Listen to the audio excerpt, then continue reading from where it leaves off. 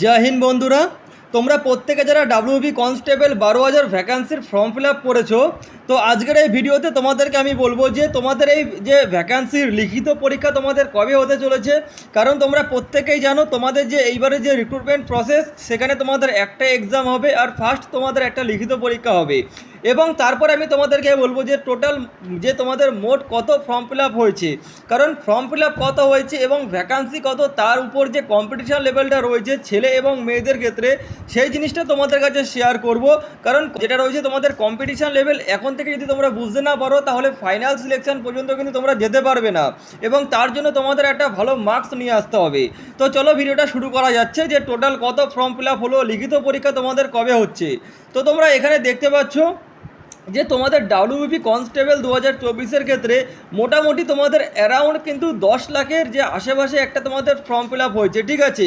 এটা আপাতত পর্যন্ত তোমাদের যখন আরটিআই রিপোর্ট যখন বেরোবে তখন কিন্তু তোমরা একদম ক্লিয়ার হয়ে যাবে। তোমাদের কিন্তু আপাতত একটা অ্যারাউন্ড একটা টেন্টেবলি 10 লাখের আশেপাশে তোমাদের ফর্ম ফিল আপ হয়েছে, যেখানে তোমরা দেখতে পাচ্ছ মেল ক্যান্ডিডেট অর্থাৎ ছেলেদের ক্ষেত্রে কিন্তু 6.5 লাখ, 6.5 লাখ অর্থাৎ 6.5 লাখ কিন্তু তোমাদের ছেলেদের ক্ষেত্রে, এবং মেয়েদের ক্ষেত্রে তোমাদের 3.5 লাখ অর্থাৎ 3.5 লাখ। টোটাল কিন্তু অ্যারাউন্ড তোমাদের 10 লাখের আশেপাশে তোমাদের ফর্ম ফিল আপ হয়েছে। ইতিমধ্যে তোমাদের যে তোমাদের আরটিআই রিপোর্ট আসতে চলেছে সেখান থেকে কিন্তু তোমরা আরও কনফার্ম হয়ে যাবে। কিন্তু এখান থেকে তোমাদের যে এই 12,000 ভ্যাকান্সির জন্য 10 লাখ ফর্ম ফিল আপ তোমাদের কম্পিটিশন লেভেল হাই যাবে, এরকম চিন্তা কিন্তু মাথায় আনবে না। কারণ তোমাদের যদি 10 লাখ ফর্ম ফিল আপ হয় তাহলে কিন্তু এর মধ্যে তোমাদের 40% ছেলে এবং মেয়ে তারাই থাকবে যারা ভ্যাকান্সির জন্য একদম মন দিয়ে প্রিপারেশন নেবে, পড়াশোনা করে যাবে। বাকি যারা যাবে তারা তোমাদের ধরতে পারবে যে নর্মাল, যারা এমনি নর্মাল পড়াশোনা করে যাবে কিন্তু তারা কিন্তু ভালো নাম্বার একটা স্কোর করতে পারবে না। প্রত্যেকে তোমরা জানো যে একদম যদি 100% ফুলফিলভাবে কেউ যদি কম্পিটিশান করে তাহলে তোমাদের 40% তোমরা ধরতে পারো। কিন্তু তোমাদের যে ফর্ম ফিল আপ হয়েছে অ্যারাউন্ড 10 লাখের আশেপাশে, এর জন্য কেউ কিন্তু তোমরা ঘাবড়ে যাবে না। তো তোমাদের কিন্তু এবার রিক্রুটমেন্ট প্রসেস সম্বন্ধিত যে পরিবর্তন, আগে তোমাদের পিলি হতো, তারপর ফিজিক্যাল হতো, তারপর মেন্স হতো, ইন্টারভিউ, কিন্তু এখন কিন্তু তোমাদের একটাই এক্সাম লিখিত হবে। সেটা হচ্ছে তোমাদের ফার্স্টে লিখিত পরীক্ষা হবে টোটাল 85 নাম্বারের, তারপর তোমাদের হচ্ছে গিয়ে যে ফিজিক্যাল টেস্ট হবে, এবং তারপর তোমাদের হচ্ছে যে ইন্টারভিউ হবে, এবং নেক্সট তোমাদের ফাইনাল মেরিট লিস্ট। একবার তোমরা দেখে নাও টোটাল ডাব্লিউবি কনস্টেবলে যে তোমাদের থাকতে চলেছে সিলেবাসটা, কারণ সিলেবাসটা তোমাদের জানা কিন্তু প্রত্যেকের জন্য জরুরি, এবং সেই হিসাবে তোমাদের পড়াশোনা কিন্তু শুরু করতে হবে। জেনারেল অ্যাওয়ারনেস এবং জেনারেল নলেজ তোমরা দেখতে পাচ্ছ এখানে 25 মার্কস। এলিমেন্টারি ম্যাথামেটিক্স তোমরা দেখতে পাচ্ছ তোমাদের এখানে 25 মার্কস। এরপর তোমাদের ইংলিশ দেখতে পাচ্ছ 10 মার্কস, এবং তোমরা এখানে রিজনিং এবং তোমাদের যে লজিক্যাল অ্যানালাইসিস রয়েছে জিআই, এখানে কিন্তু তোমরা দেখতে পাচ্ছ 25 মার্কস।